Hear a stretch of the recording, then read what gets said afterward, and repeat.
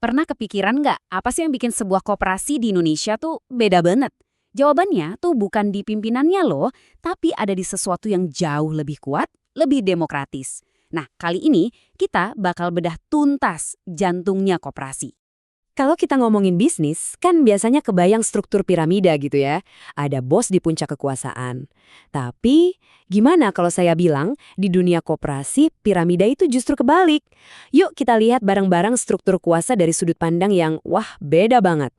Oke, jadi kita mulai dari yang paling dasar dulu ya. Biar paham kekuatannya, kita harus tahu dulu, koperasi itu punya siapa sih sebenarnya? Nah, definisi resmi ini penting banget nih. Garis bawahin ya, koperasi itu bukan punya investor, bukan punya pemerintah, tapi murni milik anggotanya sendiri. Dan perhatiin kata kuncinya, asas kekeluargaan. Ini bukan cuma soal duit, tapi soal komitmen bareng-bareng. Jadi, coba bayangin deh, ini tuh bukan cuma mesin pencari untung, ini lebih kayak gerakan ekonomi kolektif. Semua dari anggota, dijalankan oleh anggota, dan ya hasilnya buat anggota juga. Tujuannya mulia, ngangkat kesejahteraan bareng-bareng, bukan cuma bikin kaya beberapa orang di atas. Oke, kalau pemiliknya adalah anggota, pertanyaannya sekarang, di mana pusat kekuasaannya? Nah, jawabannya ada di satu mekanisme yang jadi bisa dibilang detak jantung demokrasinya koperasi. Dan ini dia jawabannya, langsung dari aturannya loh. Jelas banget, nggak pakai basa-basi. Kekuasaan tertinggi, keputusan final, semuanya ada di tangan rapat anggota. Jadi ini bukan rapat biasa, ini tuh singgasana kekuasaan kolektifnya mereka. Coba deh, lupain gambaran ruang rapat direksi yang mewah, tertutup, eksklusif gitu. Di koperasi, ruang rapat terbesarnya itu ya forum terbuka buat semua anggota. Semua punya suara, semua punya hak yang sama. Nah, ini dia beda utamanya. Oke, ngomongin kekuasaan. Seberapa powerful sih emangnya anggota di rapat ini? Coba kita bongkar satu-satu wewenangnya ya. Lihat deh daftarnya. Gila kan?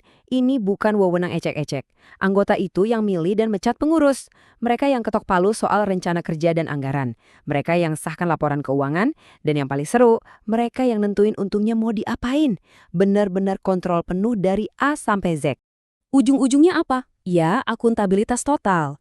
Pengurus sama pengawas itu nggak bisa sembarangan ambil keputusan. Kenapa? Karena mereka kerja untuk anggota. Dan setiap langkahnya, ya harus bisa dipertanggungjawabkan ke anggota. Nah, dengan kekuasaan sebesar ini, pastinya harus ada aturan main yang jelas dong, biar semuanya adil dan teratur. Yuk kita intip aturannya. Jadi, rapat ini ada dua jenis utama. Pertama, rapat anggota tahunan atau yang sering kita dengar, RAT. Ini agenda wajib tahunan lah buat evaluasi dan bikin rencana ke depan. Terus yang kedua, ada rapat anggota luar biasa. Anggap aja ini kayak tombol darurat yang bisa dipencet anggota kalau ada hal genting yang nggak bisa nunggu RAT. Minimal, ya sekali setahun. Pimpinan itu wajib lapor ke para anggota. Ini bukan sekedar formalitas loh, ini momen krusial banget. Disinilah transparansi diuji dan kepercayaan itu diperbarui atau bisa jadi malah hilang. Nah, aturan ini juga penting buat melindungi hak anggota. Rapat itu nggak bisa dadakan. Harus ada pemberitahuan tertulis minimal 7 hari sebelumnya.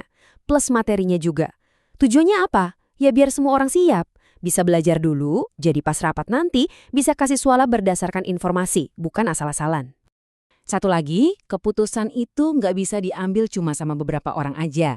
Biar sah, rapatnya harus dihadiri lebih dari separuh anggota. Ini namanya quorum. Jadi ini bukan cuma soal angka, tapi soal legitimasi, biar keputusannya itu benar-benar cerminan suara mayoritas.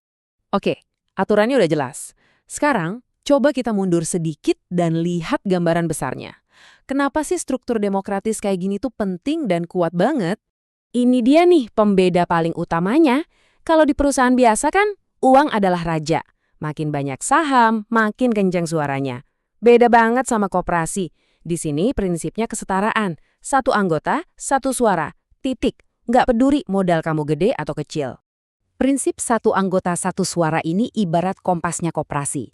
Ini yang mastiin arahnya selalu ke kepentingan bersama, bukan ke kantong segelintir investor besar. Inilah demokrasi ekonomi dalam wujud nyata. Jadi, lain kali Anda dengar kata koperasi, jangan cuma kebayang soal bisnisnya. Coba pikirin ini. Sebuah kekuatan besar yang lahir dari ribuan suara yang bersatu. Emang sih, satu suara mungkin kedengaran kecil ya, Tapi gimana kalau suara itu digabungin sama ratusan atau bahkan ribuan suara lainnya? Wah, itu bisa mengubah arah ekonomi. Terima kasih sudah menyimak.